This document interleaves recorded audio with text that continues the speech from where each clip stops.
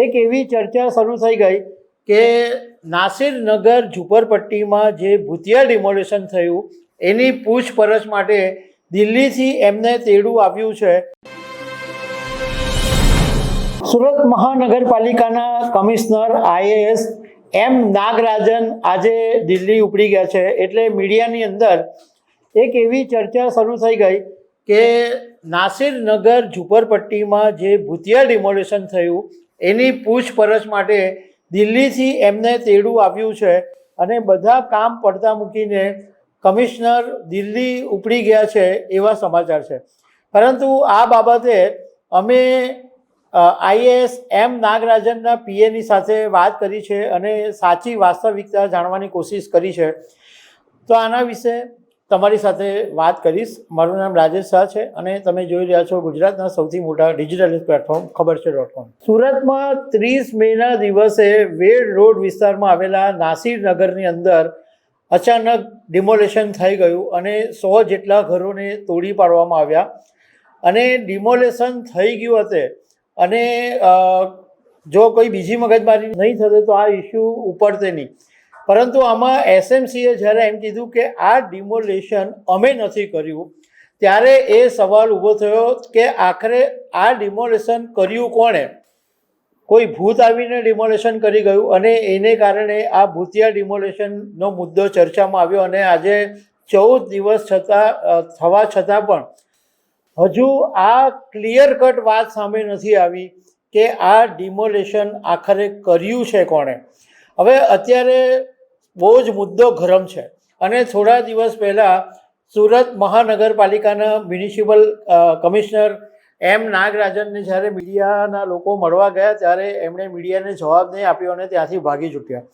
આવા ગરમ માહોલની અંદર જ્યારે કમિશનર દિલ્હી ગયા એટલે મીડિયાની અંદર ચર્ચા શરૂ થઈ કે એમને દિલ્હીનું તેડું આવ્યું છે અને હવે આ બાબત સામે આવશે કે આ ઘટનાની અંદર આખરે પડદા પાછળનો ખેલાડી કોણ છે। હવે સુરત મહાનગરપાલિકાના કમિશનરના પીએની સાથે અમે વાત કરી કે એમ નાગરાજન દિલ્હી ગયા છે તો એમણે કીધું કે હા દિલ્હી ગયા છે પરંતુ કેન્દ્ર સરકારે કે કોઈ અધિકારીએ એમને દિલ્હી નથી બોલાવ્યા। નાગરાજન દિલ્હી એટલા માટે ગયા છે કે નેશનલ ઇન્સ્ટિટ્યૂટ ઓફ અર્બન અફેર્સનો એક ગોલ્ડન જ્યુબિલી સેલિબ્રેશનનો કાર્યક્રમ આજે 13મી તારીખે છે અને આ કાર્યક્રમની અંદર નાગરાજન સ્પીકર તરીકે ગયા છે। એમની 2 જગ્યાએ એમને સ્પીચ આપવાની છે અને આ ઇન્વિટેશન પહેલેથી આવી ગયું હતું એટલે આ કાર્યક્રમની અંદર ભાગ લેવા માટે સ્પીચ આપવા માટે સ્પીકર તરીકે નાગરાજન ગયા છે। કેન્દ્ર સરકારે એમને કોઈ બોલાવ્યા નથી।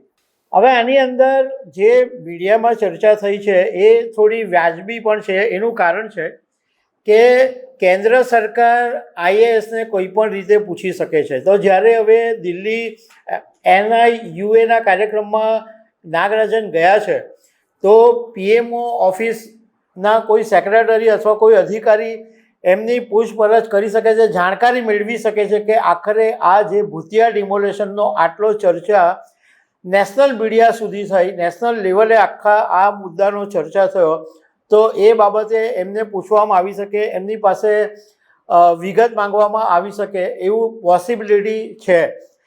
એમને મળશે જ કે એમને પૂછશે જ એ વાત હજુ સામે નથી આવી પરંતુ આ શક્યતાને નકારી શકાય નહીં।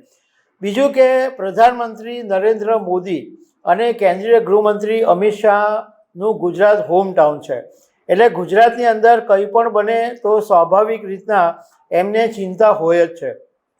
એટલા માટે પણ આ મુદ્દો જ્યારે એકદમ ભડકેલો છે તો એના માટે કદાચ નાગરાજનને માહિતી માટે બોલાવવામાં આવી શકે છે। પરંતુ અત્યારે ફેક્ટ એ છે કે આ જે નેશનલ ઇન્સ્ટિટ્યૂટ ઓફ અર્બનનો જે કાર્યક્રમ છે એમાં સ્પીચ આપવા માટે નાગરાજન ગયા છે। તો દર્શક મિત્રો આવી અનેક વાતો સાથે અમે તમને મળતા રહીશું। આભાર।